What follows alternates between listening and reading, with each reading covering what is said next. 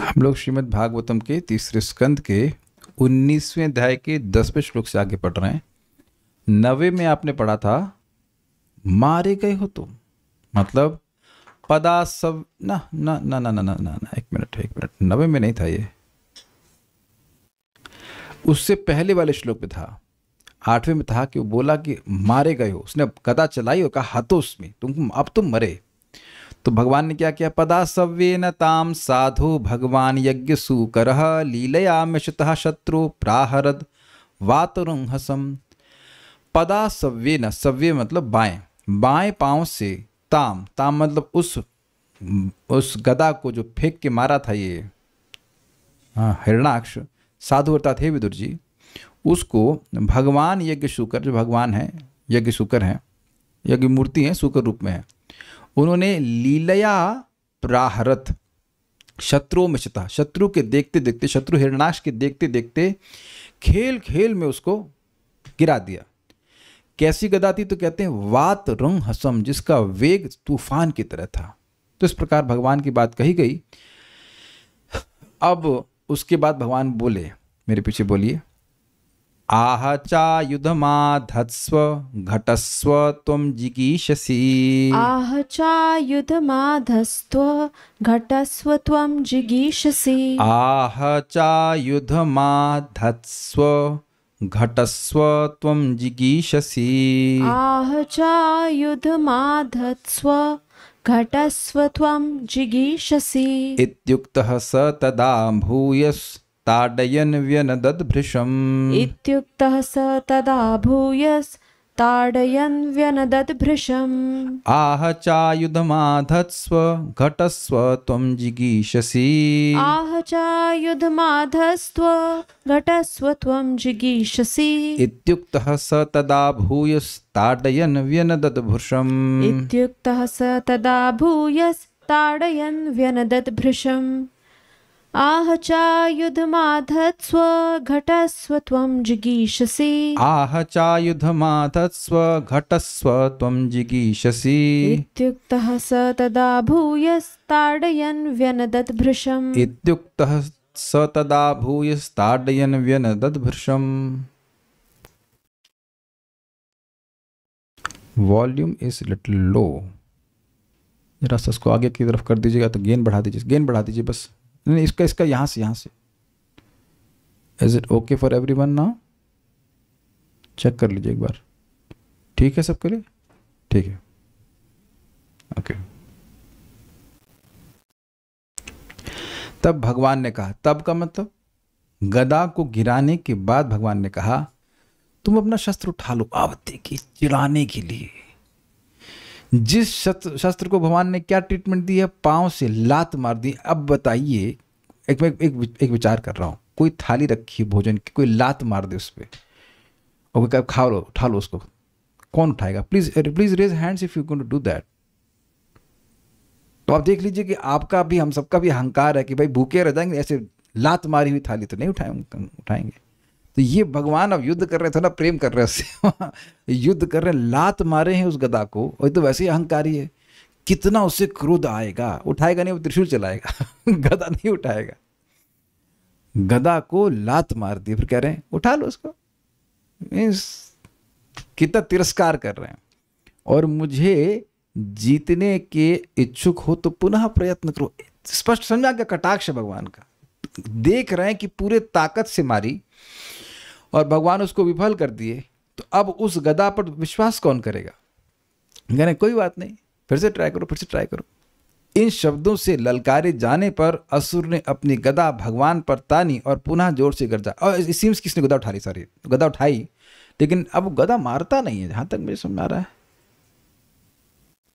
एक मिनट, नहीं, मैं थोड़ा सा मिस्टेक कर गया। अभी फिर से गदा उठाई, बेशर्म है, उठा लिया उसने फिर से, मेरी त्रुटि हो गई थोड़ी सी। गदा उठाएगा फिर से ये। आह, भगवान ने कहा, तुम जिगीषि, तुम जीतना चाहते हो। अगर तुम जीतना चाहते हो तो आयुधम, इस शस्त्र को, आधस्व उठाओ, च घटस्व, और प्रयत्न करो, मतलब मुझे हराने का प्रयत्न करो। इति उक्ता, ऐसा कहने पर तदा उस समय सह भूय ताड़यन, वह दैत्य पुनः प्रहार करता हुआ भृशम व्यनदद, जोर से गरजा, मतलब फिर से उसने गदा उठाई, गदा चलाई और गरजा। त्रिशूल चलाएगा लेकिन अभी नहीं, आगे आगे चलाएगा। आह च आयुधम आतस्व, भगवान ने कहा, आह मतलब कहा, अपने आयुध को उठाओ। तुम जिगीषसी घटस्व, और प्रयत्न करो जीतने के लिए। तुम जीतना अगर तुम जीतना चाहते तो फिर से प्रयास करो। इति युक्तः, इस प्रकार से कहने पर, इस प्रकार से भगवान के कहने पर स अर्थात वह हिरणाक्ष तदा भूयस, उस समय फिर से ताड़यन, उनको मारने का प्रयास किया, व्यनदत भृशम, और बहुत जोर से वह चिंघाड़ा जो भी किया, हम तो हल्के से बोले लेकिन जोर से वह बोला, चिंघाड़ा। ताम, अब उस गदा की बात कर रहे हैं, फिर से फेंका होगा उसने। ताम स आपततिम वीक्ष भगवान समवस्थितः, तां स आपतितिं वीक्ष्य भगवान् समवस्थितः, जग्राह लीलया प्राप्तं गरुत्मानिव पन्नगीम्, जग्राह लीलया प्राप्तां गरुत्मानिव पन्नगीम्, तां स आपततिं वीक्ष्य भगवान् समवस्थितः, तां स आपतितिं वीक्ष्य भगवान् समवस्थितः, जग्राह लीलया प्राप्तं गरुत्मानिव पन्नगीम्, जग्राह लीलया प्राप्तां गरुत्मानिव पन्नगीम्, तां स आपततिं वीक्ष्य भगवान् समवस्थितः, तां स आपततिं वीक्ष्य भगवान् समवस्थितः, जग्राह लीलया प्राप्तां गरुत्मानिव पन्नगीम्, जग्राह लीलया प्राप्तां गरुत्मानिव पन्नगीम्, तां स आपततिं वीक्ष्य भगवान् समवस्थितः, तां स आपततिं वीक्ष्य भगवान् समवस्थितः, जग्राह लीलया प्राप्तां गरुत्मानिव पन्नगीम्, जग्राह लीलया प्राप्तां गरुत्मानिव पन्नगीम्।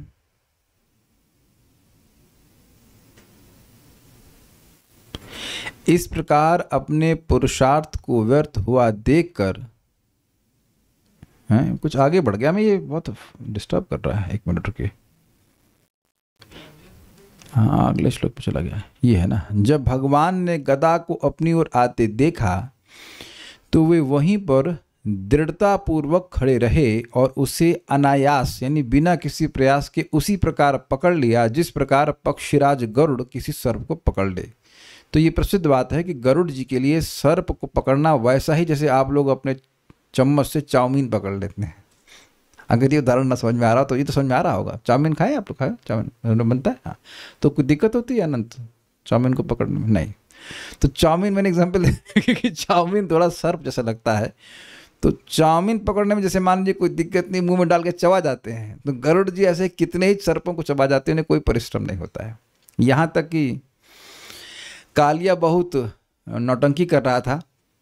कालिया जहाँ पे रहता था तो वहाँ के सर्पों को खुद ही खा जाता था।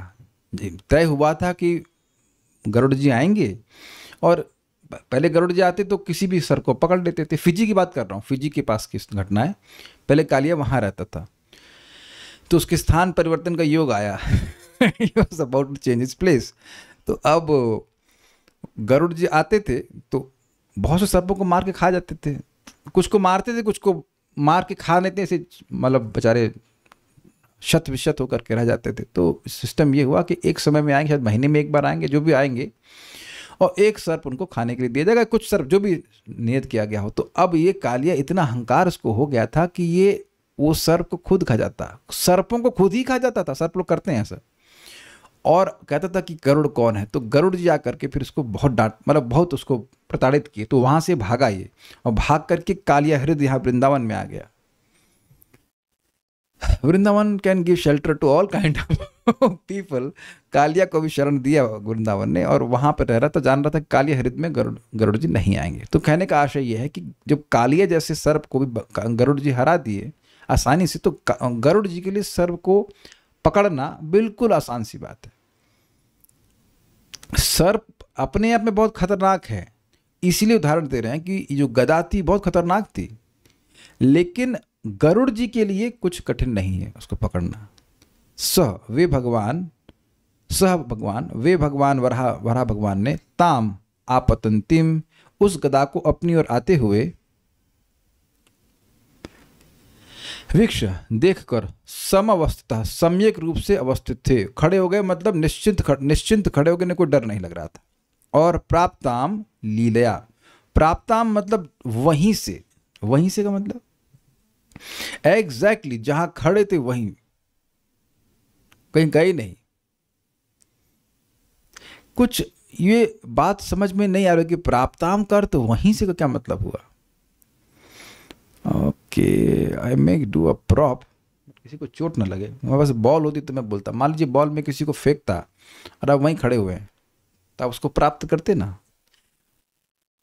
जब आप कोई वस्तु प्राप्त करते हैं, व्हेन यू रिसीव समथिंग, तो उसी स्थान पर प्राप्त करते हैं। कुछ आशा ग्रहण किया इस बात का, आपने कैच किया इसको, वहीं पे जहां खड़े वहीं पे प्राप्त कर लेते। जब आप किसी चीज को प्राप्त कर रहे होते हैं तो वहीं खड़े होते हैं, जहां खड़े होते हैं वहीं प्राप्त कर रहे होते हैं।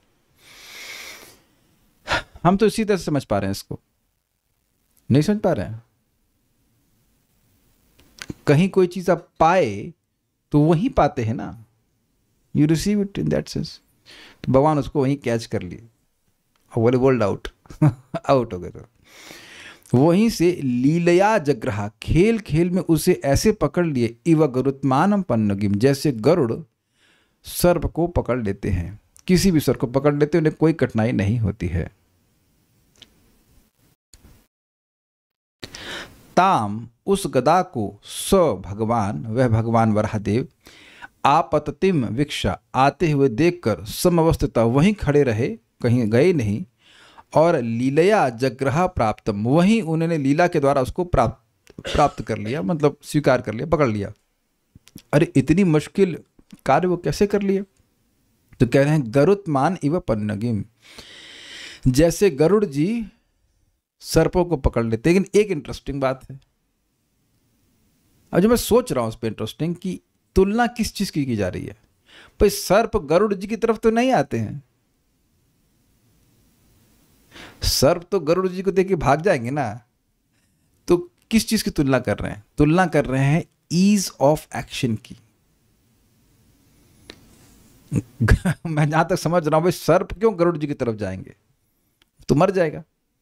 लेकिन गरुड़ जी जैसे भागते हुए सर्पों को भी आसानी से पकड़ लेते हैं, या किसी भी सर्प को आसानी से पकड़ लेते हैं, चाहे वो विष से युक्त भी क्यों ना हो, या कह सकते हैं जानलेवा भी क्यों ना, उसी अर्थ में कह रहे हैं। उसी प्रकार से भगवान ने लीला में पकड़ लिया। लीला मतलब खेल खेल में पकड़ लिया। आप लोग को बचपन में खेल ये अच्छा लगता था सर्पों को पकड़ना? विद्वानी पहले हाँ कर रही है, अरे सुन तो लो पूरा। हाँ। तो आप जान रहे हैं कि ये बहुत अद्भुत उदाहरण है, क्योंकि सर्पों को पकड़ना कोई आसान बात नहीं है। ऐसे खेल खेल में भी नहीं पकड़ते, जो सपेरे भी पकड़ते हैं तो जब जान रहे होते हैं कि सर्प का दंश है उसमें, तो वो बहुत संभल के पकड़ते हैं। बाद में पकड़ते हैं, उसको दांत तोड़ते हैं, जो कुछ भी करते हो। लेकिन एक दांत से युक्त सर्प, दंश से युक्त सर्प को आसानी से केवल गरुड़ जी पकड़ सकते हैं, ये बात बोल रहे हैं। इससे ये भी सूचित हो रहा है कि ये कार्य केवल गरुड़ जी कर सकते हैं। ये क्या हो रहा भाई? ओके, अब इस असुर संग क्या हुआ? स्वपौरुषे प्रतिहते हतमानो महासुरः, स्वपौरुषे प्रतिहते हतमानो महासुरः, नैच्छद गदाम दीयमानां हरिणा विगत प्रभः, नैच्छद गदाम दीयमानां हरिणा विगत प्रभः, स्वपौरुषे प्रतिहते हतमानो महासुरः, स्वपौरुषे प्रतिहते हतमानो महासुरः, नैच्छद गदाम दीयमानां हरिणा विगत प्रभः, नैच्छद गदाम दीयमानां हरिणा विगत प्रभः, स्वपौरुषे प्रतिहते हतमानो महासुरः, स्वपौरुषे प्रतिहते हतमानो महासुरः, नैच्छद गदां दीयमानां हरिणा विगत प्रभः, नैच्छद गदाम दीयमानां हरिणा विगत प्रभः। तो यहां अब नहीं उठाएगा। वो बात ना उठाने की गदा की ठीक थी, लेकिन वो पहले वाले श्लोक में ले लिया था मैंने। इस प्रकार अपने पुरुषार्थ को व्यर्थ हुआ देखकर वह महान असुर अत्यंत लज्जित हुआ और उसका तेज जाता रहा। तो उसने देखा जाए तो 2 बार गदा फेंक के मारी, दोनों बार ये व्यर्थ हो गई। अब वह श्री भगवान द्वारा लौटा दी जाने वाली गदा को ग्रहण करने में संकोच कर रहा था। अब देखिए बात सोचने वाली है, भगवान और वराहदेव, भगवान वराहदेव और हिरण्याक्ष वहां पर हैं, है ना? कहां पर? अच्छा, कहां पे इनको बताइए, कहां पे? जहां युद्ध हो रहा है वहां पे बात कर रहा हूं, है ना? हाँ, और लोग भी हैं, देवता भी हैं भाई, देवता भी हैं। तो उनके सामने बेइज्जती नहीं हो रही है। आप पहले ही सुन चुके हैं कि देवता लोग तो वैसे ही भगवान की पार्टी में, जब भगवान हार रहे थे तब बोल रहे थे मारो मारो इसको, मत खेलो, मारो मारो। तो वे क्रोधित होकर के गदा चलाए थे ना, तब याद है ना? और पहली गदा फेल हो गई, फिर भगवान के उठाओ उठाओ, फिर से प्रयास करो। भगवान देखिए, इंटरेस्टिंग बात है, कोई असुर भी अपने प्रयास में अगर विफल हो जाता है, भगवान कितने उदार, उसको भी एनकरेज करते हैं। अरे हारो मत, फिर से प्रयास करो। तो आपको कितना एनकरेज करेंगे, कोई बात नहीं, कोई बात नहीं। सुबह उठ नहीं पाए आज, कोई बात नहीं, कल से फिर से उठो, you pick up your mala and chant Hare Krishna. ये अमोघ अस्त्र है। भगवान कितने अच्छे हैं, देखिए, अपने शत्रु को भी एनकरेज करते। कोई करेगा हाँ भाई अपने AK-47 उठाओ, फिर से मारो, गोली मारो, गोली मारो, ना ना, भगवान कितने अच्छे हैं, अपने शत्रु को भी एनकरेज कर रहे हैं। लेकिन अब दोबारा जब गदा फेल हो गई तो हमें तो लगता है कि देवता दांत दबा कर हंस रहे होंगे। देखो देखो, वह भी देख रहा होगा। मतलब हम ये अज्यूम कर रहे हैं कि सब भी हो रहा होगा कि सब उसका मजाक बना रहे। देखो बड़े आए थे, युद्ध मांग रहे थे, ये युद्ध की भिक्षा मांग रहे थे, किससे? वरुण देवता से मांग रहे थे। हाँ, बहुत देवताओं को भगाए, अब क्या गई तुम्हारी गदा का तेज, इत्यादि इत्यादि। इस प्रकार से वह संकोच कर रहा था, शर्मा रहा था।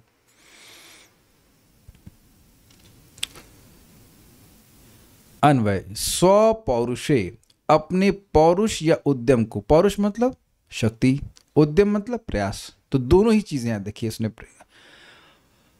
उस उद्यम में उसका प्रयास था, तो उसकी शक्ति भी विफल हो गई और उसका प्रयास था वह भी विफल हो गया, है ना? उसको प्रतिहते निष्फल देखकर वह महत असुर, महान दैत्य, हतमानः, अत्यंत लज्जित हुआ। मान मतलब गर्व, सम्मान, और हत मतलब नष्ट, तो उसका गर्व नष्ट हो गया। भगवान सबके संग करते हैं, किसी को नहीं छोड़ते। प्रभा विगता, प्रभा समझते हैं, एक अंग कांति होती है, तो उसी कांति से तथा कांति से हीन होकर वह हरिणा दीयमानाम, भगवान के देने पर भी गदाम, उस गदा को न इच्छत, नहीं चलाना चाहा,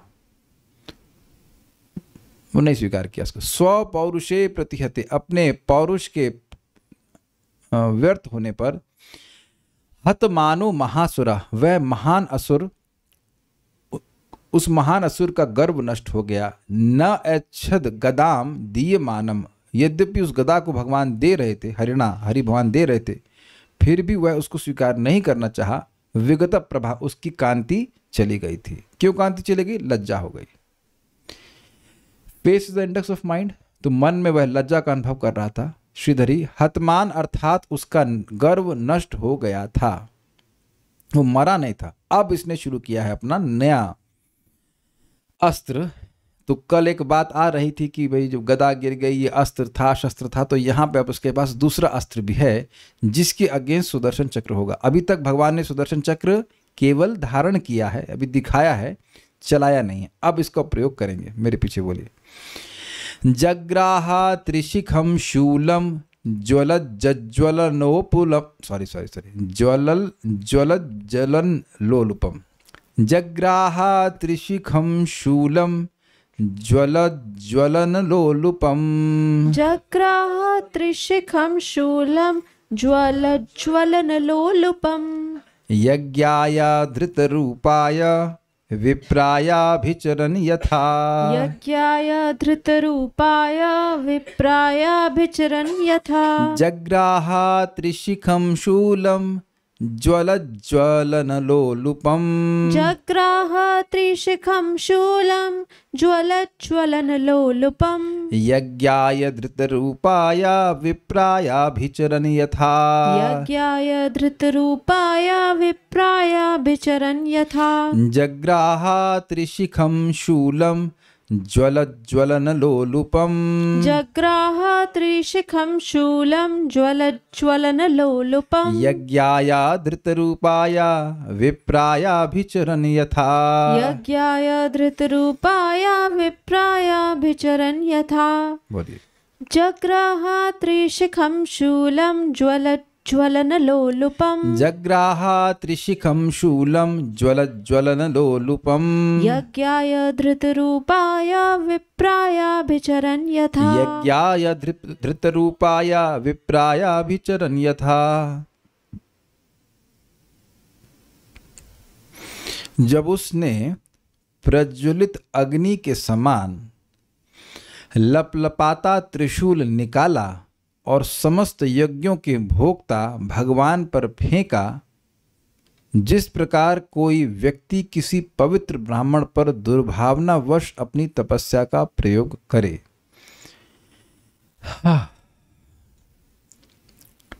यथा विप्राय अभिचरण, जैसे कोई ब्राह्मण पर निष्फल मारणादि अभिचार क्रिया करे, उसी प्रकार। ये क्या है मतलब इसका?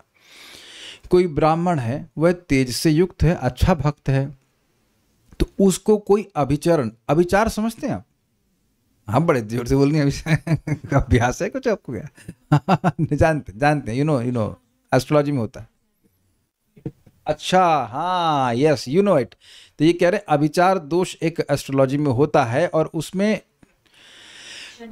उसमें ये होता है कि व्यक्ति कुछ तंत्र मंत्र करके किसी को मारने का प्रयास करता है। तो अब एक हमको अद्भुत बात लगती, कभी कभी भक्त लोग कहते हैं हम इस पर विश्वास नहीं करते, तो भागवत पे विश्वास नहीं करते हैं?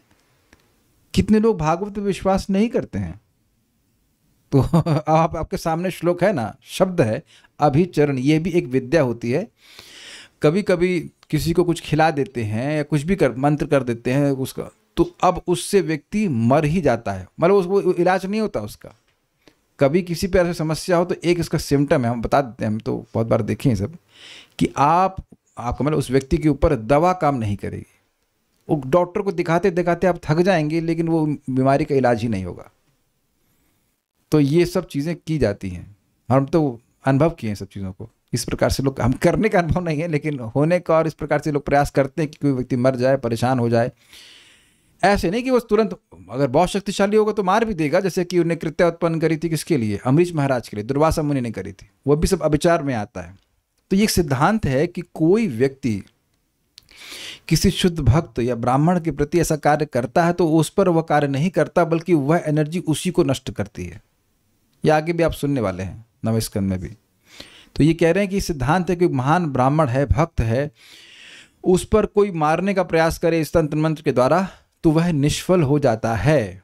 उसी प्रकार यज्ञाय धृत रूपाया, समस्त यज्ञों के भोक्ता एवं वराह रूप धारण किए भगवान हरि को मारने के लिए, धृत रूपाया मतलब जिन्होंने शुक्र रूप धारण किया हुआ, स्वीकार किया हुआ है, उसको, उनको मारने के लिए। ज्वलत मतलब जलती हुई, ज्वलन अर्थात अग्नि के समान, लोलुपम, लोलुप मतलब ईगर नहीं, लोभ, सेंस ऑफ ईगरनेस ही है। जैसे अग्नि जब जलती है तो जो भी ज्वलनशील पदार्थ है उसको जलाने के लिए वह लोलुप होती है कि नहीं? और इसीलिए हम कहते हैं लपलपाती हुई अग्नि। लपलपाने का मतलब क्या होता है? आप लोग कुछ समझ रहे हैं? जीभ लपलपाना उसमें भी वहाँ पे ग्रीड का ही बोध होता है कि रसगुल्ला देखते ही उनकी जीभ लपलपाने लगी, तो मतलब खाने के लिए उत्सुक होने लगी। तो लोलुप मतलब वह त्रिशूल जो था, त्रिशिखम मतलब तीन नोकों वाला शूल जग्राह, उसने उठा लिया। पॉइंट इज, आप इसको स्मरण कर सकते हैं कि विजुलाइज कर सकते हैं कि उसके हाथ में एक त्रिशूल है और उससे अग्नि भी प्रकट हो रही है। उसमें 3 शिखाएं। हमको एक बात समझ में नहीं आई कि शूल, ओहो अब समझ में आया। अच्छा, त्रिशिखम शूलम कहा गया है। अनुवाद यद्यपि शूल में त्रिशूल कर दिया गया है, लेकिन शब्द क्या है? शूल। शूल एक भी हो सकता है। शूल अगर नहीं समझ में आ रहा है एक शूल वाला, तो इस्कॉन वृंदावन की ग्रिल को देख लेना। अब पता नहीं वैसी ढही कि नहीं रही, अब खत्म कर दिया। पहले थी ना उसमें ऐसे, आप जानते हो भाला, भाला एग्जैक्टली भाला, तो भाले को शूल कहेंगे, आगे से वो पॉइंटेड होता है। समझ गए? तो क्लियर है। तो त्रिशूल उसमें 3 होंगे। शिव जी का त्रिशूल समझ में आता है, त्रिशूल समझ रहे हैं? तो त्रिशिखम शूलम का मतलब हो गया 3 नोकों वाला शूल, अर्थात त्रिशूल। ये ऐसे समझना होगा। 1 2 तो ऐसे होता है ना, 3 इस प्रकार से, इसी तरह से ना, इसमें उंगली कर रहा हूं इस तरह से। जग्राह, उसको उठा लिया। तो अब एक बड़ी अद्भुत बात है, भगवान का एक मुख है अग्नि, यज्ञ की अग्नि, और उसमें आहुति दी जाती है। लेकिन ये भाई साहब यज्ञ मूर्ति भगवान में अग्नि स्वरूप त्रिशूल दे रहे हैं। कुछ समझे? कुछ समझे आप? पवित्र यज्ञ की अग्नि में सुंदर सुंदर आहुति दी जाती है, पवित्र वस्तुओं की आहुति दी जाती है, लेकिन उन्हीं यज्ञ मूर्ति भगवान जिनकी एक प्रतिनिधि अग्नि है, उसमें इस अग्नि स्वरूप त्रिशूल की आहुति दे रहे हैं, जो उस यज्ञाग्नि स्वरूप भगवान को ही खाना चाहती है। जो कि संभव होगा? क्या अग्नि कभी अग्नि को खा सकती है? चाहे कितनी भी लोलुप हो, लेकिन अग्नि अग्नि को नहीं खा सकती है। तो यज्ञ मूर्ति भगवान को ये त्रिशूल कैसे खा सकता है? तो इसको समझाने के लिए बोल रहे हैं कि जैसे एक ब्राह्मण पर कोई अभिचार किया जाएगा तो वह कार्य नहीं करेगा। तो यद्यपि इसने त्रिशूल को उठाया है, लेकिन वह निष्फल होना ही है, जैसे इसकी गदा निष्फल हो गई। ये बात है।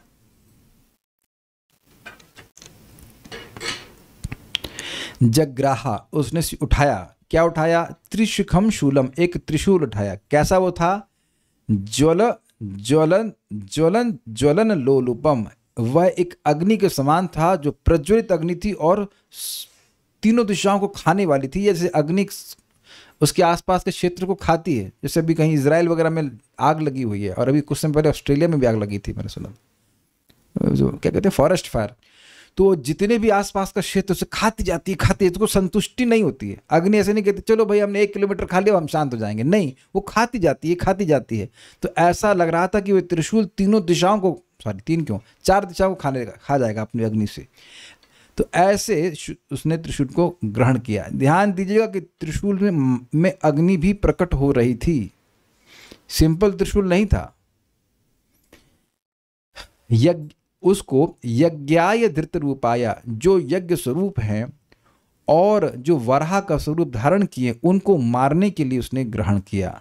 यथा विप्राया अभिचरण, जैसे ब्राह्मण को मारने के लिए कोई व्यक्ति अभिचार क्रिया करे, मतलब जैसे ब्राह्मण अभिचार क्रिया से मरने वाला है ही नहीं, ऐसे भगवान इससे मरने वाले नहीं है, लेकिन स्वीकार इसने किया।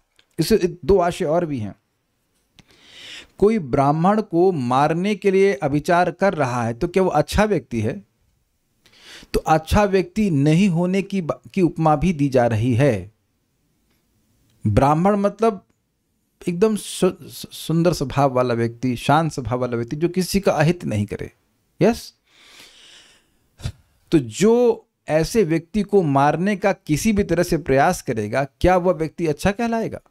नहीं कहलाएगा। तो वैसे भी तुलना की जा रही है कि कोई मारने का प्रयास करे तो ये भगवान को मारने का प्रयास कर रहा है, तो क्या अच्छा है? बिल्कुल अच्छा नहीं है। और दूसरा उपमा दी जा रही है इस अर्थ में कि ये निष्फल हो जाएगा, वैसे ही जैसे कि ब्राह्मण मरने वाला नहीं है अविचार से। इस संबंध में भक्ति संदर्भ में एक बड़ी सुंदर कहानी आती है कि एक ब्राह्मण भगवान के नाम का जप कर रहे थे, और एक राक्षस से कहते हैं नरभक्षी राक्षस उनको खाने के लिए आया। तो उन्होंने उस मंत्र को बोला, तो वो मंत्र उस राक्षस के कान में चला गया और उनको खाने की इच्छा चली गई। इसी बात को उसी कथा को उद्धृत करते हुए श्रील जीव गोस्वामी जी कहते हैं कि नाम जप ये सबसे अच्छा यज्ञ है, क्योंकि ये सबसे आसान है और सबसे शीघ्र प्रभाव देने वाला है। यहाँ तक कि अपराध स्तर पर भी कार्य करता है। उसने जो नाम सुना वह तो अपराध बोध से किया ना, अपराध से युक्त होकर किया। जो आपको नाम सुना रहा है उसी खाने जाओ तो ये अच्छा माना जाएगा। जो आपको हरि नाम सुनाए उसी को बोलो महाप्रसाद गोविंद इसी खा जाएंगे तो क्या ये अच्छा आदमी बोला जाएगा? लेकिन क्योंकि उसने भगवान का नाम एक शुद्ध भक्त से सुना तो उसके हृदय की इच्छा चली गई, गंदी इच्छा चली गई, और इसमें कोई मेहनत नहीं हुई। तो मैं एक बात बोल रहे थे कि वह खाने का एक प्रकार का अभिचारी था, वो मारने का प्रयास किया लेकिन मारा नहीं। तो इस प्रकार से जो भगवान का नाम उच्चारण करते हैं उनकी रक्षा होती है। ओके। श्रीधरी, जलती हुई अग्नि के समान दहकता हुआ वह त्रिशूल था, वह श्री भगवान को भस्म करने के लिए व्यग्र हो, किंतु मानो श्री भगवान को भस्म करने के लिए वह व्यग्र हो। समझ में आया? जैसे अग्नि लोलुप होती है सब कुछ भस्म करने के लिए, वैसे त्रिशूल भी भस्म करने के लिए लोलुप था, किंतु वह श्री भगवान के लिए उसी तरह से व्यर्थ था जैसे किसी तत्वज्ञ ब्राह्मण पर मारण आदि अभिचार कर्म करता है तो वह व्यर्थ हो जाता है। स्पष्ट सारार्दर्शनी।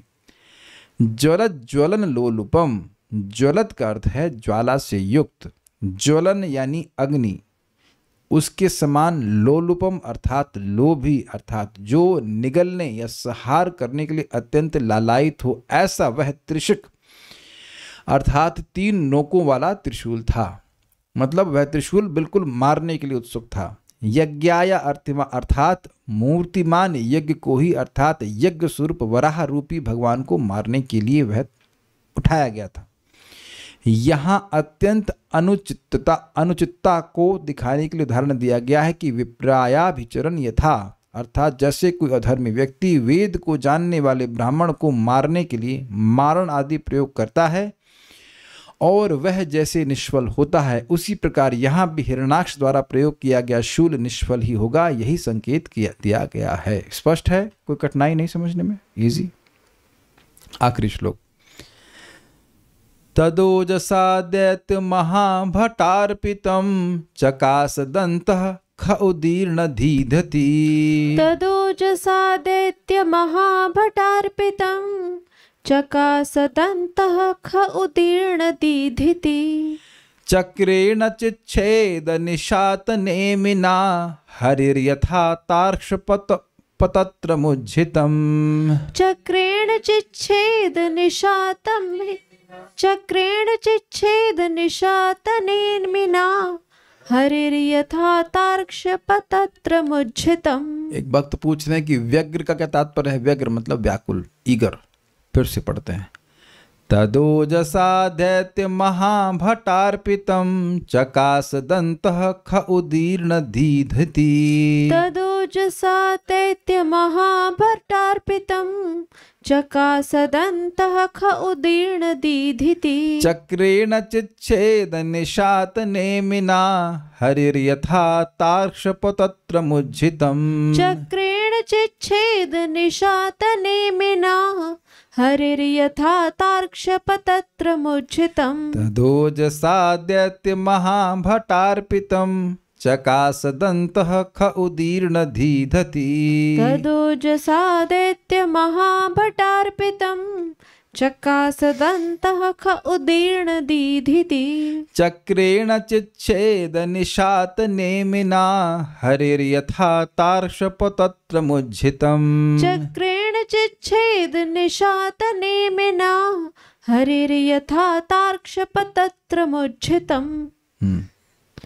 तदोजसा दैत्य महाभटार्पितम चकास दंतः ख उदीर्ण दीधिति। तदोजसा दैत्य महाभटार्पितम चकास दंतः ख उदीर्ण दीधिति। चक्रेण चिच्छेद निशात में, चक्रेण चिच्छेद निशात नेमिना हरिर्यथा तार्क्ष पतत्र मुज्झितम। चक्रेण चिच्छेद निशात नेमिना हरिर्यथा तार्क्ष पतत्र मुज्झितम।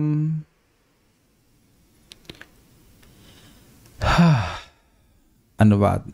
अब उसने प्रज्वलित अग्नि के समान लपलपाता त्रिशूल निकाला, स्वीकार कर लिया, अब निकाला और समस्त यज्ञों के भोक्ता भगवान पर फेंका। तो जो यज्ञ के भोक्ता हैं, जिनको सुंदर सुंदर वस्तु दी जानी चाहिए, उनको क्या अर्पण किया? लपलपाता हुआ त्रिशूल अर्पण किया। ये क्या कर रहा हूँ, ये ऊपर ऊपर नीचे हो जा रहा है, क्षमा कीजिएगा, क्या हो रहा है ये, क्षमा कीजिएगा, गलत हो गया। उस परम योद्धा असुर के द्वारा पूरे बल से फेंका गया वह त्रिशूल आकाश में तेजी से चमक रहा था, किंतु श्री भगवान ने अपने तेज धार वाले सुदर्शन चक्र से उसके खंड खंड कर दिए, मानो इंद्र ने गरुड़ का पंख काट दिया हो।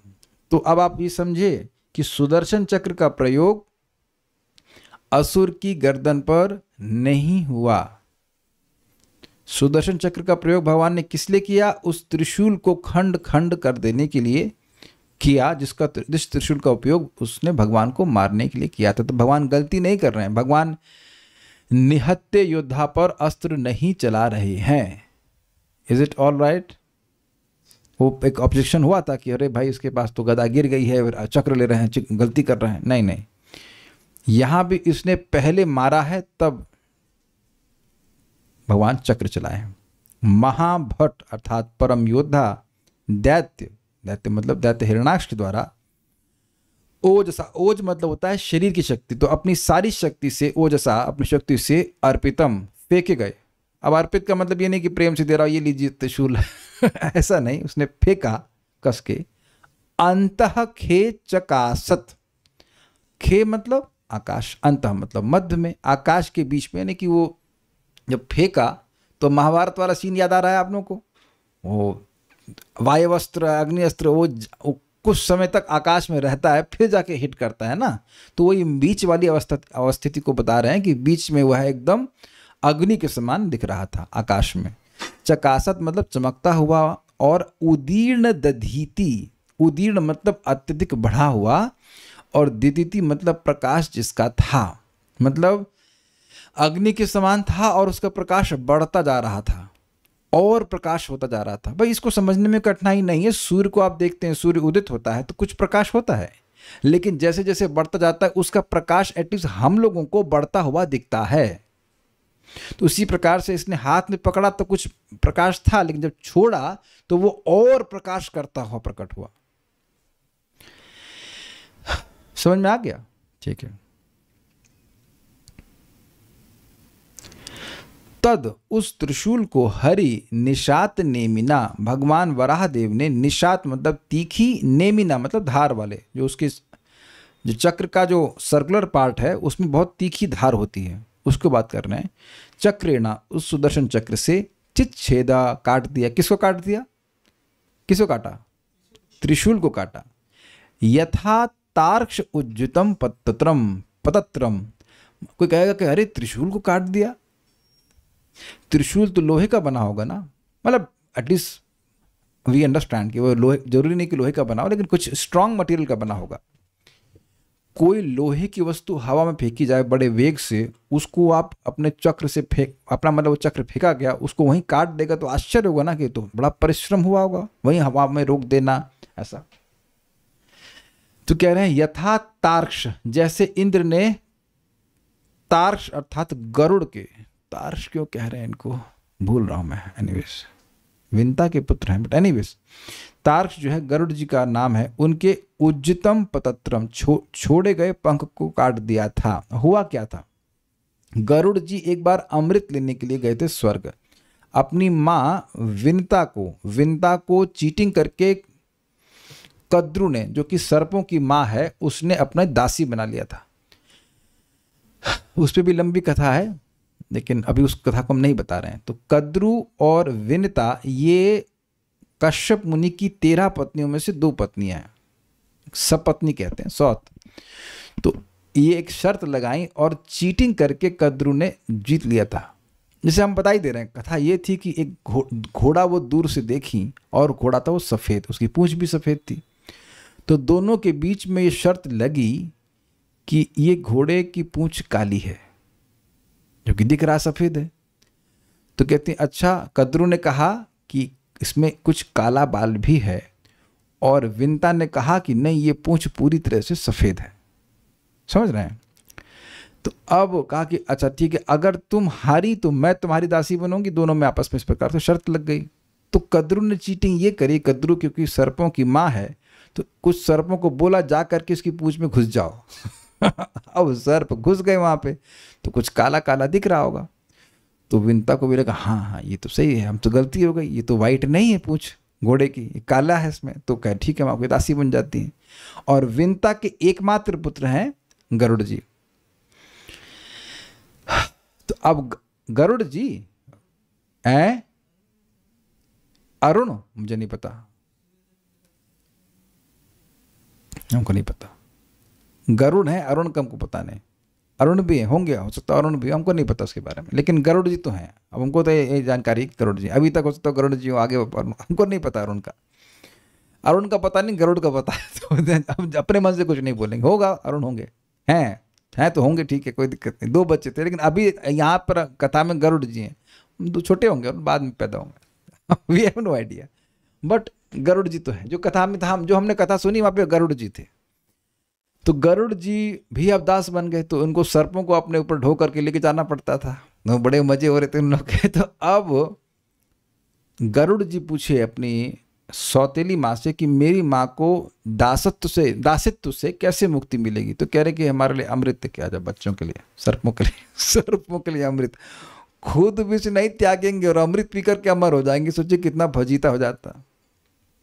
तो तब वह गरुड़ जी इंद्र के पास अमृत लेने के लिए गए थे। तो जब अमृत कलश लेके आ रहे थे, तब इंद्र ने उनसे युद्ध किया अपने सारे संगियों के संग।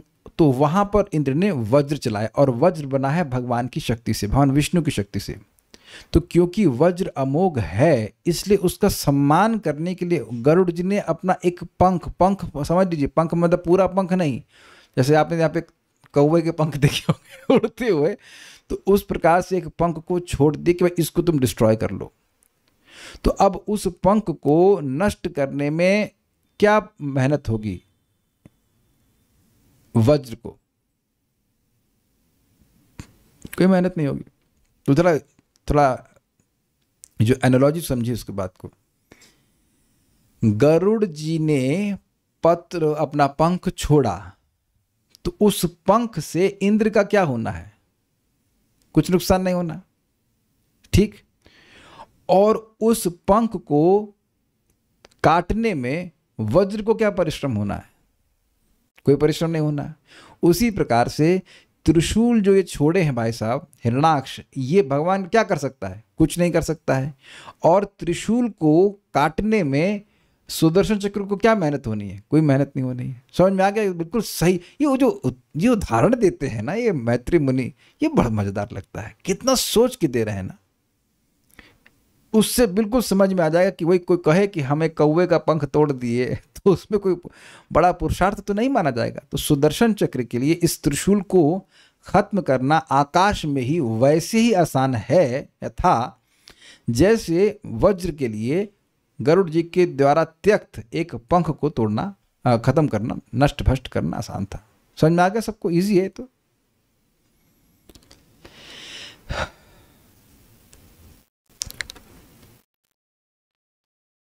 हाँ, महाभट परम योद्धा दैत्य, नहीं मैं कर लिया ना, क्या बोल रहा हूँ, ये तो हो गया ना, अन्वय तो हो गया ना, गॉट कैरिड अवे।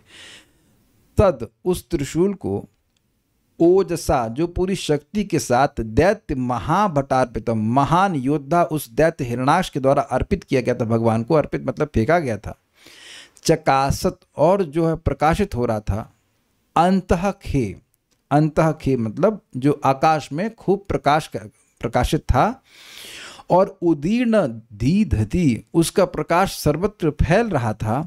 उसको चक्रेण चिच्छेद, अपने सुदर्शन चक्र के द्वारा भगवान ने काट दिया। वह चक्र कैसा था? निशात नेमिना, उसकी नेमी, उसका जो धुरा था, जो धुरा बोलेंगे ना, धुरा नहीं, जो उसका सर्किल कह लीजिए, जो बाहर का पेरिफेरी कह लीजिए, वह बहुत तीक्ष्ण था। उसके द्वारा काट दिया। किसने? हरि ने, भगवान श्री हरि ने। यथा तार्क्ष पतत्र मुज्जितम, जिस प्रकार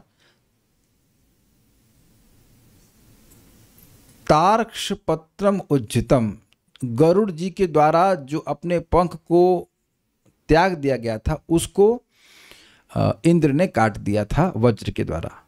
ये बात है। श्रीधरी, महाबलवान हिरणाक्ष के द्वारा छोड़ा हुआ वह त्रिशूल आकाश में जाकर चमकने लगा। उस त्रिशूल को श्री भगवान ने अपने तीव्र धार वाले चक्र से उसी तरह से काट डाला जिस तरह गरुड़ के द्वारा छोड़े गए उनके पंख को इंद्र ने अपने वज्र से काट डाला था। एक बार अपनी माता विंता को सर्पों की माता कद्रु के दासित्व से मुक्त करने के लिए अमृत कलश लाने के लिए गरुड़ स्वर्गलोक में गए और वहां के देवताओं को परास्त करके जब वे अमृत कलश को ला रहे थे उस समय इंद्र ने गरुड़ जी पर अपने वज्र का प्रयोग किया। चूंकि वज्र अमोघ है वह कभी विफल नहीं होता है, इसलिए गरुड़ जी ने अपना एक पंख छोड़ दिया और इंद्र ने अपने वज्र से उसे काट डाला। इसी तरह श्री भगवान ने उस त्रिशूल को काट डाला। बिल्कुल इजी है। सारा दर्शनी में कुछ इंटरेस्टिंग बातें हैं। चकासत अंतः खे, जिसका अंतः दीप्तिमान हो रहा था, और खे अर्थात आकाश में उदीर्ण धीधती, जिसका धीधती अर्थात तेज, उदीर्ण अर्थात बाहर की ओर भी फैल रहा था, ऐसा शूल वह था। क्या मतलब है भाई? ये वह यह कह रहे हैं कि जैसे सूर्य है, सूर्य प्रकाश बाहर भी देता है और सूर्य अंदर भी प्रकाशमान होता है ना, तो कह रहे हैं कि ये त्रिशूल अंदर से भी हीट और प्रकाश से युक्त था। कुछ ऐसा भाव प्रस्तुत कर रहे हैं। चकासुद अंतः, वह अंदर में भी प्रकाश से युक्त था। देखिए, मैं आपको एक हिंट दे दिया था कि ये लोहे का बना है। ये लिखा कहीं नहीं श्लोक में कि लोहे का बना है। हम लोग, अच्छा मैं पूछूं कि सुदर्शन चक्र का मटेरियल क्या है? हाँ भाई बताइए जल्दी से। सुयशा माता जी को पता होगा। नहीं पता आपको? आप अपने मन से सोच लोगे कि वह लोहे का बना होगा या हीरे का बना होगा। हाँ सुंदरा माता जी, आप बताइए सुदर्शन चक्र। ना, नहीं पता। ये तो हम सोच रहे हैं कि फोटो में बना देते हैं, सोचते हाँ लोहे का बना होगा ना भाई। तीखीदार हो, हाँ तो लोहे का बना होगा, स्टील का बना होगा। कोई कुछ उत्तर आया क्या यहाँ? भक्तों को पूछता हूँ मैं भाई, कौन सा मेटल है भाई? यूरेनियम। बलराम जी कहाँ से आ गए? कहाँ हैं आप? बलराम जी कहाँ से आ गए? ये एक सोचने वाली बात है ना कि भगवान की गदा है, वो किस मटेरियल से बनी होगी? तुरंत आप सोचेंगे लोहे की बनी होगी, क्योंकि यही देखे एक भक्त कह रहे हैं सूर्य की किरण से बनी हुई। नहीं है, ऐसा कुछ नहीं है।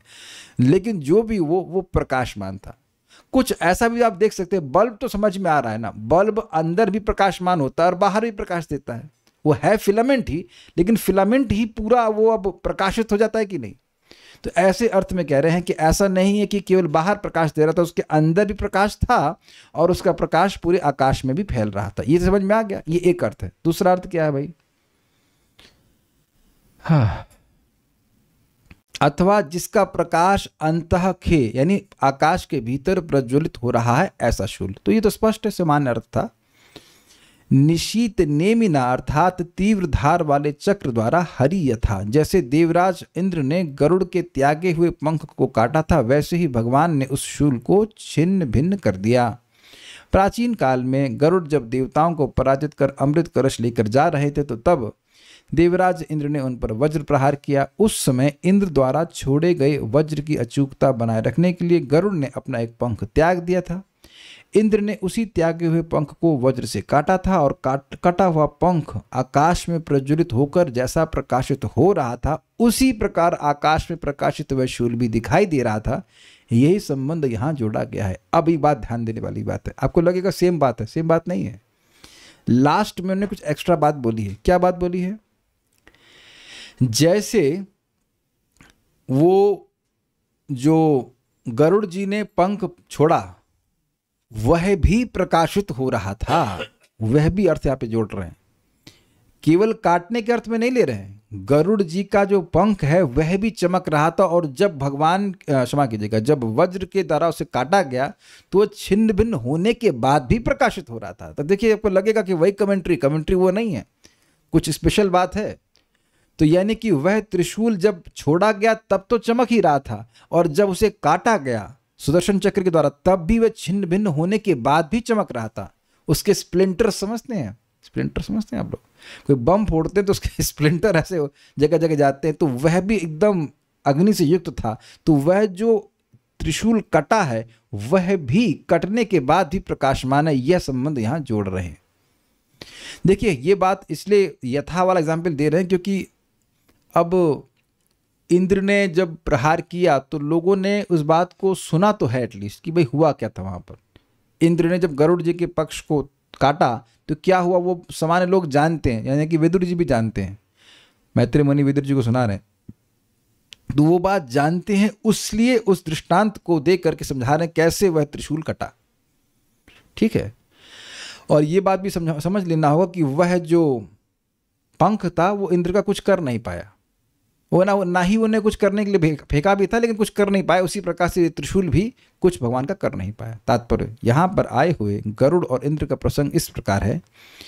एक बार गरुड़ ने अपनी माँ विनता को सर्पों की माता और अपनी सौतेली माता माँ कद्रु के चंगुल से छुड़ाने के लिए स्वर्ग में देवताओं से अमृत का पात्र छीन लिया। जब इसका पता चला तो स्वर्ग के राजा इंद्र ने गरुड़ पर अपना वज्र चलाया। यद्यपि गरुड़ अजेय था किंतु इंद्र के अचूक आयुध का सम्मान करने के लिए तथा स्वयं भगवान का वाहन होने के कारण उसने अपना वह एक पंख गिरा दिया जो वज्र से चूर चूर हो गया था। एक इंटरेस्टिंग बात यहाँ क्या मिली, गरुड़ जी पंख क्यों गिराए? क्योंकि उनके ही स्वामी भगवान विष्णु की शक्ति से वज्र बना था, इसलिए सम्मान किए। ऐसा नहीं कि अब कोई भी देवता का वो कोई अस्त्र चला देगा तो वो अब अपना पंख गिराते बैठेंगे, नहीं। उच्च श्लोकों के निवासी इतने संवेदनशील होते हैं कि लड़ाई में भी वे भद्रता के नियमों का अनुसरण करते हैं, जैसे कि गरुड़ जी का उदाहरण यहाँ पे दिया जा रहा है। गरुड़ इंद्र के प्रति सम्मान व्यक्त करना चाह रहा था और उसे पता था कि इंद्र के वज्र से कुछ न कुछ नष्ट होना है, अतः उसने अपना एक पंख दे दिया, और तो कुछ है नहीं। तो अब इसके बाद क्या होगा वह हम लोग कल सुनेंगे। कोई प्रश्न किसी भक्त का है तो हम देखते हैं। नहीं, कोई प्रश्न नहीं, सो विल स्टॉप हियर।